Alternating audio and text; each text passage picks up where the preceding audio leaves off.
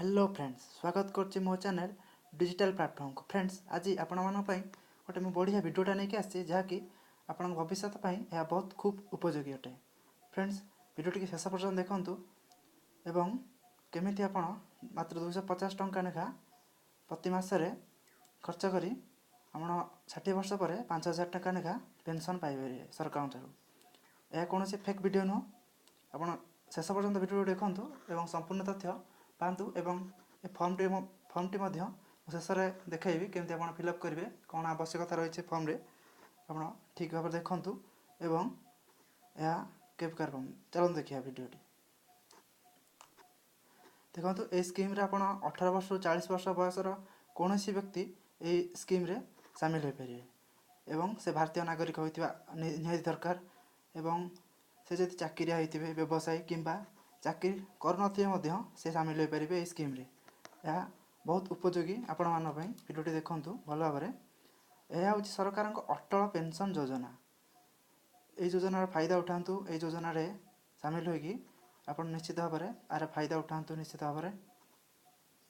देखो जरूरी आवश्यकता कौन रही कौन से बैंक रे आपणकर सेविंग अकाउंट थिबा निहाती दरकार एवं आधार कार्ड निश्चित भाव में यह दरकार आपणकर थिबा निश्चित भाव में स्कीम रे आपण सामिल हो पारे।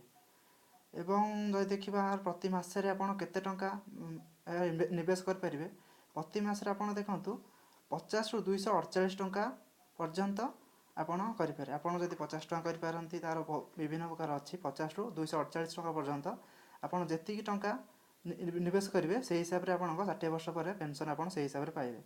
जदि आप 18 वर्ष बयस योजना सामिल होती तेज आपण मानक 210 टंका लेखा निवेश करने को पड़ो एवं आपन जिते शीघ्र ये योजना जिते कम बयस आप 18 वर्ष मिनिमम 18 वर्ष दरकार। जदि आप बहुत कम बयस सामिल होती आप निश्चित भाव में आपको यार बहुत फायदा मिल आपन एवं ये योजना फायदा हेले आ 60 वर्ष पर आप 1000 टंका 5000 टंका पर्यंत आप पेंशन पाइबे। एवं यार गोटे फर्म अच्छी ए फर्मटी आपको देखा भिडियोटी देखु। यही फर्म आप जो स्कीम कथा अटल पेंशन योजना आप जो कहूँ यह हूँ फर्मटी यह संपूर्ण ओडिया रे अच्छी आप देखिपे। यह पंजीकरण अटल पेंशन योजना ग्राहक पंजीकरण पत्र यह देखो आप लिखाई ये आपड़ ये फर्मटी जेकोसी आप बैंक जो बैंक आप सेविंग बैंक अकाउंट अच्छी से बैंक रे आप जाए फर्मटी पाइपर आपड़ कौन कौटे कि दरकार नहीं संपूर्ण मागण फर्मटी आपको बैंक रे जोगाई दि जाऊँ तेणु आपड़ कौटी किणतु ना। एवं देखो आप लिखाई ये बैंक आप बैंक रे अकाउंट अच्छी से बैंक नाम लिखे बैंक लिखे और शाखा आपड़ कौ शाखार आपणकर अच्छी जो शाखार थी आप से शाखार नाटी लिखे एवं तौक जावा ये लिखाई आपणकर नाम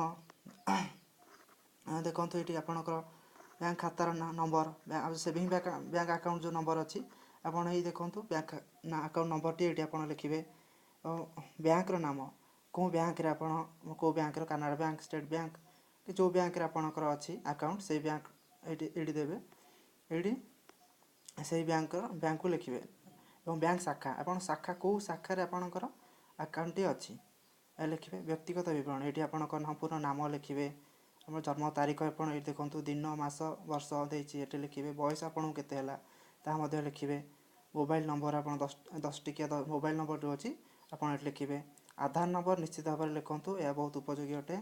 ईमेल आईडी यह थे चलो ना चलो यहाँ कौन आवश्यकता ना नदेले बहित कि ना जदि हाँ जदि आप देखो बहित यदि हाँ ठीक मारतु जदि ना ये ठीक मारतु जदि बहित अच्छा स्वामी कि स्त्री नाम निश्चित भाव में पूरण करते लिखाई स्वामी और स्त्री आधार नंबर ये देवे आधार नंबर ये बैंक नाम मनोनीत बैंक नाम ये देवे आप ग्राहक मनोनीत सहित संबंध कौन आप स्त्री कि पुआ जहाँ आप ये देवे आप लिखे आप ना लिखे ये ये जन्म तारीख पकेबे ये दिन मास मसीहा ये पकेबे और अभिभावक नाम ये लिखे देखो ये पूरण हम ये देखो पेंशन विवरण ये पेंशन राशि अच्छी देखो 1000 रु 2000 5000 पर्यंत आप रही आप 50 टंका 248 टंका पर्यंत जेपरी भाव में ଆପଣ ଯେତେ ଟଙ୍କା ନେଖା କାଟିଥିବେ ସେହି ହିସାବରେ ଆପଣ 60 ବର୍ଷ ପରେ ଆପଣ ସେହି ହିସାବରେ ଆପଣଙ୍କୁ 1000 ରୁ 5000 ପର୍ଯ୍ୟନ୍ତ ଆପଣଙ୍କୁ ମିଳିବ, ପେନସନ୍ ମିଳିବ 60 ବର୍ଷ ପରେ। ଯଦି ଆପଣ 248 ଟଙ୍କା ନେଖା କାଟୁଛନ୍ତି ଆପଣ ବୟସକୁ ନେଇ ଆପଣ 5000 ଟଙ୍କା ଲେଖା ପାଇପାରିବେ 60 ବର୍ଷ ପରେ।